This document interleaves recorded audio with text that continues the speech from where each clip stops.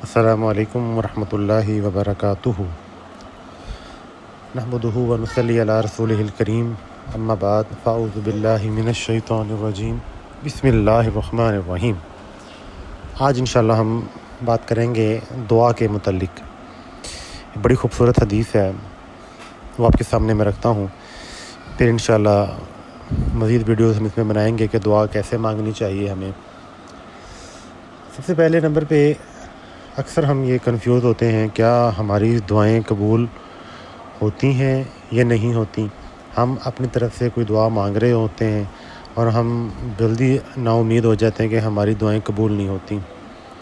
تو اس کے بارے میں اللہ کے نبی نے ہماری کنفیوژن دور کی ہے کہ دعا کے 3 مقام ہیں، 3 سٹیجز ہیں۔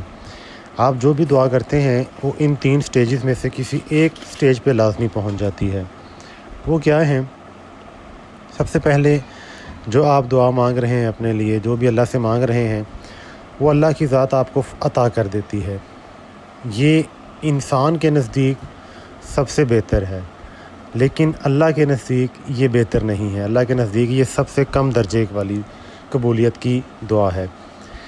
دوسرے نمبر پہ دوسری سٹیج دعا کی یہ ہے کہ انسان جو کچھ مانگتا ہے وہ اس کو نہیں ملتا، لیکن اس دعا کے بدلے میں اس انسان پہ آنے والے وقت میں جو کوئی تکلیف ہے، مصیبت ہے، کوئی حادثہ ہے، کوئی آزمائش ہے، وہ اس سے دور کر دی جاتی ہے۔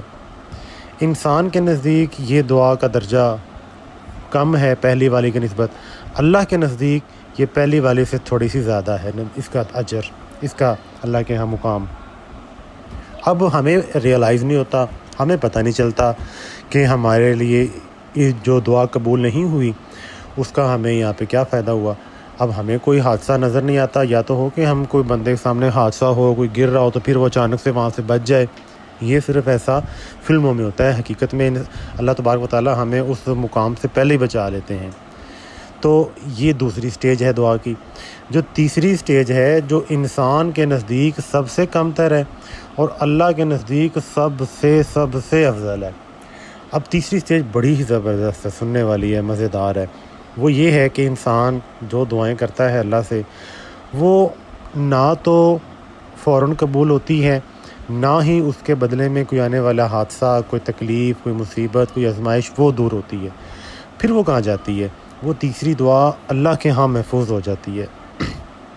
اب انسان کو تو پتہ ہی نہیں چلتا، وہ سمجھتا ہے کہ میری دعا تو قبول ہی نہیں ہو رہی، لیکن وہ دعا اللہ کے ہاں سب سے زیادہ اہمیت والی دعا وہ ہے، اس کی قدر و قیمت وہ ہے۔ کیونکہ وہ اللہ کے ہاں سیو ہوگی۔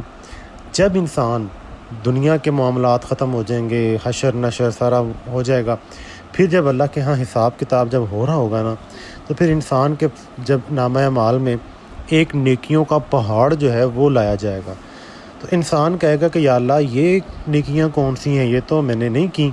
ورنہ تو اس کو ہر نیکی نماز سمجھ آ رہی ہوگی کہ یہ نماز ہے، یہ روزے ہیں، یہ صدقے ہیں، یہ میرے خیرات ہیں، تو یہ نیکیاں میں نے تو نہیں کی، مجھے نہیں سمجھ میں آ رہی کون سی ہیں۔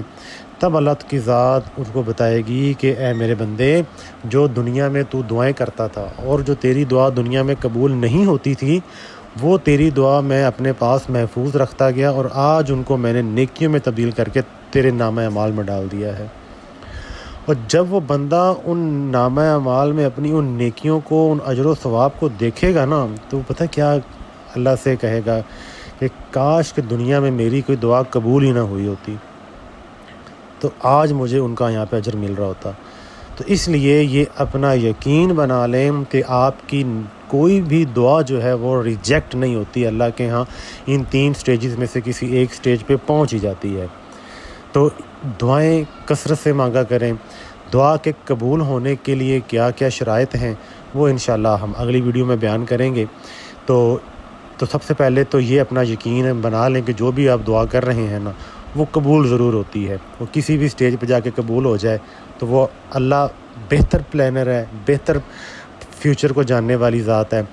وہ اللہ کو پتہ ہے کہ کون سی دعا میں نے قبول کرنی ہے اور کب کرنی ہے اور کیسے کرنی ہے۔ بس ہمیں صبر اور اس کے لیے حوصلہ چاہیے۔ اللہ مجھے اور آپ کو عمل کی توفیق عطا فرمائے۔